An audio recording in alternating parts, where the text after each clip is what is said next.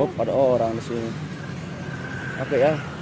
Udah capek saya minum terus dari tadi. Saya nggak tahu mau pulang kemana sekarang ini. Minum terus kak, capek kak. Minumnya bisa sebelah sana nggak sih Mas? Ya, Iya, tapi nggak ada yang mau bergaul sama saya kak. Saya kesana diusir gitu. Emang salah ya, saya mabuk itu kak.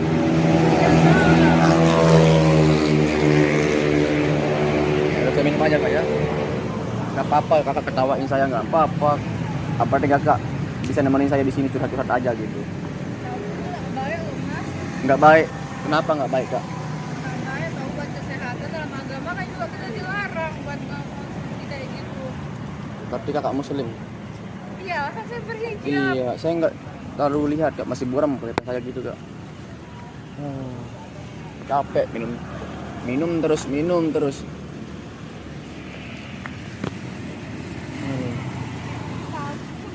Nggak ada yang mau nemenin saya kak.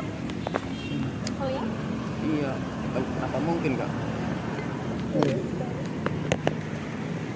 Saya juga sayang sama orang tua saya kak. Terus kalau saya kenapa harus merusak diri tau Mas? Iya katanya kak, kalau kita buat dosa itu juga mengalir dosanya kepada orang tua kita gitu katanya kak. Apalagi kalau orang tua kita udah meninggal. Itu kan tahu kok. Ya, Ibu Masnya jangan di sini apa kalau mau minum? iya kan saya nggak mengganggu kalian. Ya, tapi kita risih tahu. Jangan risih kak. Walaupun saya minum kayak gini tuh, saya nggak bakal mengganggu kalian berdua.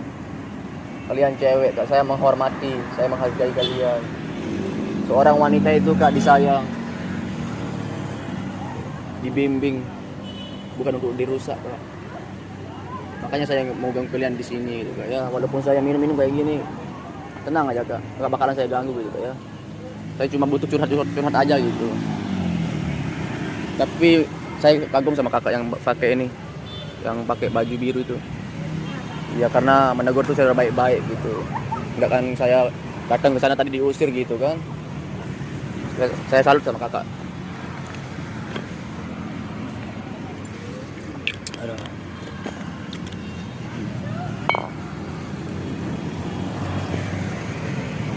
Kak, saya mau menghibur kak, boleh nggak kak? Boleh. Boleh. Kebetulan saya juga lagi hancur hati ini kak. Seperti lagu itu kak. Hancur hatiku,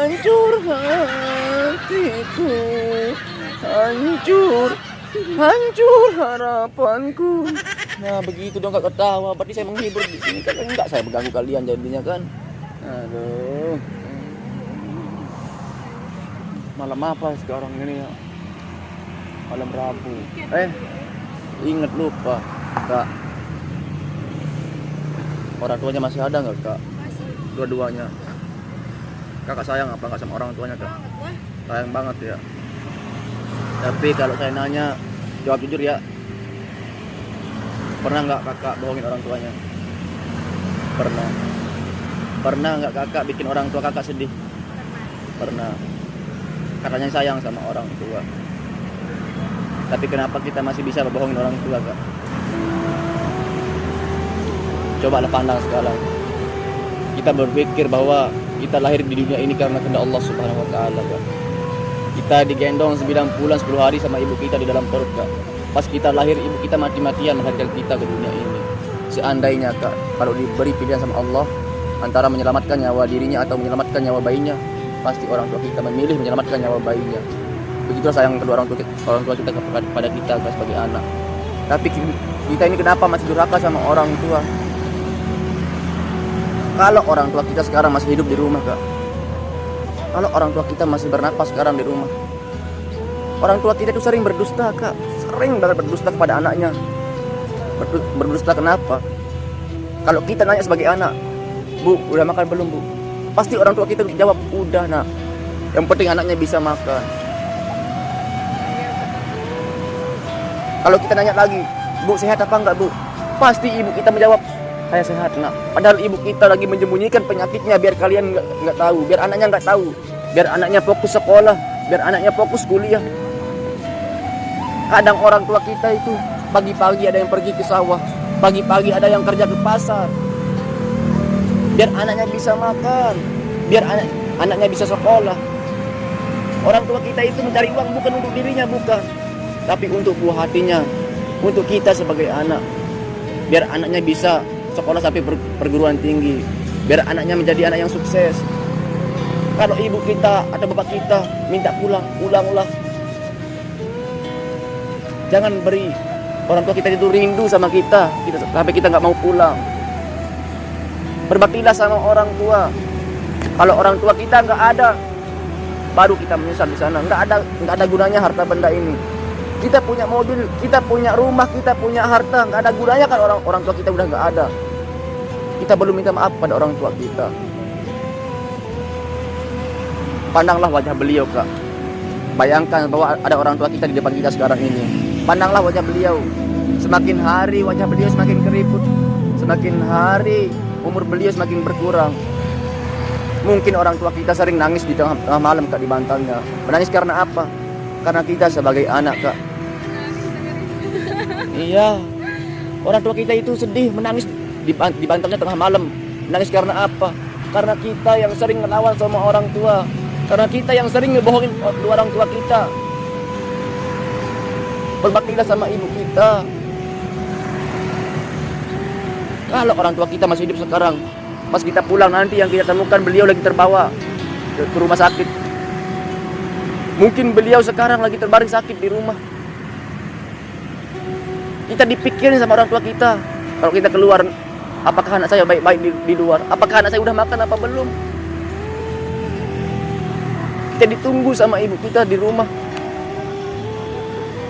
Diperhatiin sama ibu kita. Tapi apa balasan kita sebagai anak? Seandainya kita yang sakit sebagai anak dirawat sampai sembuh sama ibu kita, rela habisin harta bendanya biar anaknya bisa sembuh. Dulu waktu kecil, Kak, kita disusuin 2 tahun sama ibu kita, digendong ke sana ke sini, minta beli mainan, dikasih diturutin sama orang tua kita. Tapi pas kita besar kayak gini, kita remehkan orang tua, Kak. Kalau pacar kita nyuruh sekarang cepat kita mau, tapi giliran orang tua, iyain aja. Kita sepelekan orang tua. Kalau kita mau sukses, Kak, berbaktilah sama orang tua. Itulah kunci sukses. Karena ridho Allah adalah ridho kedua orang tua kita. Kalau orang tua kita nggak ridho, apalagi Allah Subhanahu wa Ta'ala. Lantas apa yang kita harus sombongkan di dunia ini, Kak? Kita bakalan mati. Kullu nafsin dha'iqatul maut. Setiap orang-orang yang bernyawa pasti merasakan yang namanya kematian, Kak. Mumpung belum terlambat, Kak, berbaktilah sama orang tua. Berbakti. Kalau udah nggak ada orang tua kita, lalu dibawa sama banyak orang ke kuburan, Kak, lalu diselawatin. La ilaha illallah. La ilaha illallah. La ilaha illallah. Muhammad Rasulullah. Pas ditinggalin sama banyak orang, malaikat mungkar nakir datang nanya, perbuatan apa yang kita perbuat di dunia itu hanyalah amal yang bisa membantu kita di dalam kubur, Kak. Yang diharapkan sama orang tua kita itu doanya, doa seorang anak. Mungkin kita sekarang, Kak, merasa berjaya, tapi nggak ada gunanya kita ini di hadapan orang tua. Kita ini bukan siapa-siapa. Kita itu harus tekun sama orang, berbakti sama orang tua. Bila perlu cium sekarang ibunya kalau udah pulang. Orang tua kita sering meneteskan air matanya diam-diam, Kak, di dalam rumah, di dalam kamarnya. Mungkin orang tua kita ngutang sana sini biar anaknya lulus sekolah, biar anaknya lulus kuliah. Tapi orang tua kita itu selalu menyembunyikan, Kak, nggak pernah kasih tahu anaknya, biar anaknya nggak kepikiran. Kadang orang tua kita ada yang pergi merantau ke luar negeri buat membiayai anaknya.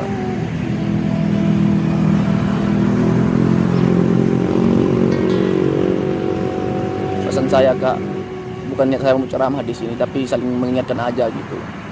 Ya, berbaktilah sama orang tua.